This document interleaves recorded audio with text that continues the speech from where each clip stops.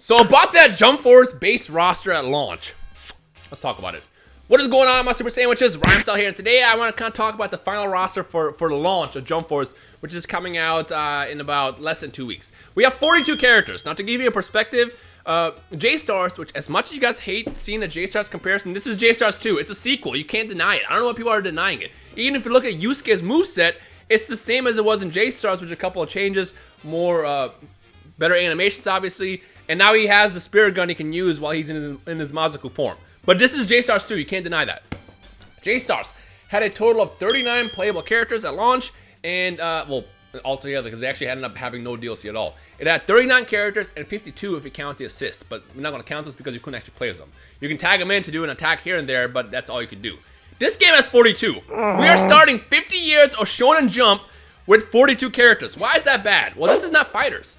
If Fighters came out with 42 characters, that'd be a great number, because Fighters has the characters are more in depth. Like you have to focus more about how you create these characters to make sure that the metas don't completely break at launch, and you have to think about the long-term lifespan of the game. But this is an anime casual fighter where you just create, you just throw in the favorite characters from a bunch of different series, and we love it. We're supposed to have a game where we can take someone like Hiei and take on Vegeta, have Naruto take on Goku, have Luffy take on I don't know Ichigo, and we got that for the most part. But then it's like some of these options are just so questionable. It's like, why did so and so make it? Like, part of me is convinced that when they were making these characters, they just had like a giant dartboard and were just throwing at it until they hit their 42 character mark. And then they figured, hey, we'll just put the rest as DLC. Now, as of right now, we have no idea what's going to be DLC. We have no idea. But something I want to kind of toss out there as a warning: if they end up doing this, do not support it. If they end up giving us DLC characters from J-Stars, do not support that. I'm gonna just say it right now. Now, as much as I want Hiei, and I feel like if they announce Hiei tomorrow, I'll be super excited. I'll be all like, oh, really? Y'all have to do this? He was in the last game. What I'm trying to say is any character that was in the last game, I feel like automatically should have been in this game. If you guys know how sequels work, even though it's not like a full sequel, it is a sequel. When it comes down to sequels, whatever was in the first game should be in the next game plus more. If this came out with 39 characters plus the 20-something new ones in this game, it would be perfectly okay. And then whatever ends up being DLC, it would have been perfectly fine. But they didn't do that. Instead, they just basically took away characters that were in the last game for whatever reason. And not just that, but they took away fan favorites. They took away Madara for Kaguya? I don't know why. They took away Hiei for some reason. And you guys know when it comes on Yu Yu Hakusho, Hiei is a fan favorite. And then they threw in some characters that make no sense. Now, as much as I love Sanji, I'm a fan of One Piece. I don't hate One Piece.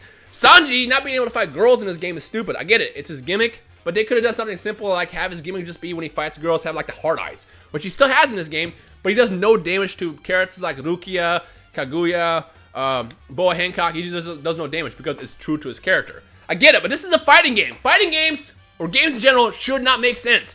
Videl right now is beating up on Jiren and Dragon Ball FighterZ. Imagine if they released Videl and she couldn't do any damage as a character. She just basically was a glorified character that just doesn't do damage because she's obviously not like a fighter up the par to like Jiren and Goku. Imagine if they did that in FighterZ. That would be terrible, a terrible moveset. Now, some of you guys are happy about that. Some of you guys have been defending it. In my opinion, I think it's stupid because the way I see it is while I enjoy Sanji, that could have been the Hiei in the game. That could have been the Madara of the game. That could have been someone else. That could have been All Might, Todoroki. Like, the problem is you want to celebrate, again, Shonen Jump's 50 years, but you like left out a lot of major characters. And again, the other problem is we're dealing with so many different series from the Shonen Jump world, universe I should say, that we're going to get to the point where some of our favorite characters will not make it in the game. And in fact, in the comment section below, what is the character that didn't make it that personally kind of hurt you, that you felt like, ah, man, I wish you were in there. I kind of don't want to buy it. Who's that for you? Let me know in the comment section below. For me, the big one, like I said, is Hiei. Mostly because Hiei was in the last game. And again, my big argument for that is for love of God, do not sell us Hiei if he was in the last game, number one. And number two, he was in the last game! He should have been in this one! Ah! And then you got the weird, like, I get it, some of the major characters which have sold the most, like One Piece and Dragon Ball, have more representations. But the people that they went with just don't make any sense to me. For example, they gave us Goku, Vegeta, Frieza. Makes perfect sense. You got two of the most iconic characters of Dragon Ball and the most iconic villain of anime in general. Like Frieza, You gotta give him props. You guys might not like Frieza. He is one of the most iconic anime villains of all time. He makes sense. And then they give us Piccolo and Cell. Huh? Why? First of all, Cell literally is everybody. Cell is Goku, Vegeta, Frieza, Piccolo in one. Why Cell? If you're gonna do like a random character from the Dragon Ball universe as a villain, you could have done someone like, you could have done Beerus. Beerus would have been interesting. Granted, he's a god of destruction, but again, you don't need balance in a game like this. Just give us the cool characters. You could have done Beerus. You could have done Hit. Technically, you have Hit as the, I don't even know what the other character's name is, but we basically have Hit fused with Android 16. But you could have done someone like Kid Buu. Completely different. Imagine Kid Buu being able to fight with little sludge balls and everything, absorption, stuff like that. The human extinction attack. Kid Buu would have been a good option. Instead, we get Cell. And then Trunks! Why is Trunks there? I mean, I get it. They kind of have the whole time trial aspect in it. That's probably not how they're going to incorporate Trunks, but like, Trunks? Really?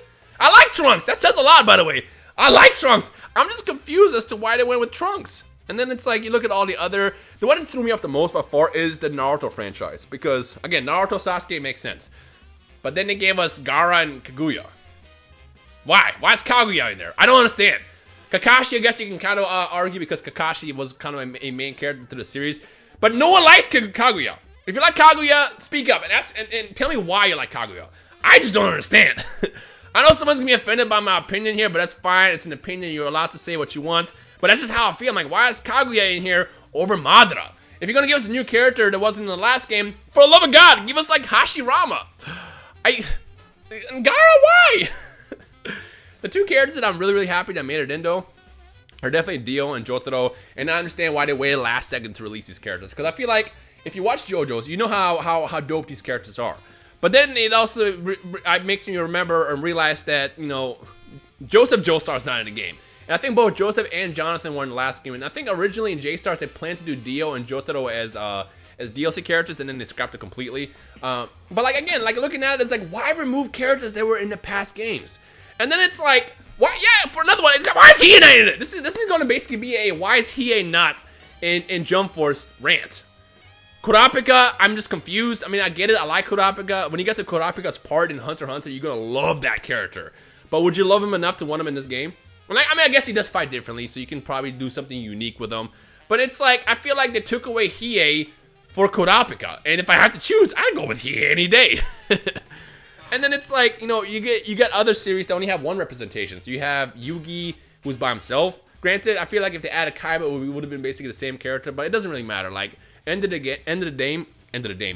day, this game is going to be about picking your favorite characters and then using their iconic attacks. And I like what they did with Yugi. Yugi is basically kind of like how Jotaro and Dio are for me, where it's him fighting alongside his special ability, which in this case, Jotaro and Dio have their stands, Star Platinum in the world. And then Yugi has Dark Magician Girl, Dark Magician. He has his spell cards. I think Magic's still in there as well, but I might be wrong on that one. And Slifer, which is like one of my favorite cards of all time. So he makes sense. But then it's like, why is Rio in it? Rio's in it as well. Now, the alleged rumor, and I don't know how accurate this is, so don't go reporting this. Don't say Rhymestyle confirmed. I have no idea. But from what I saw online, Rio apparently was one of the favorite characters to the producer of the game, which is fine, you know. Throw your favorite character in there.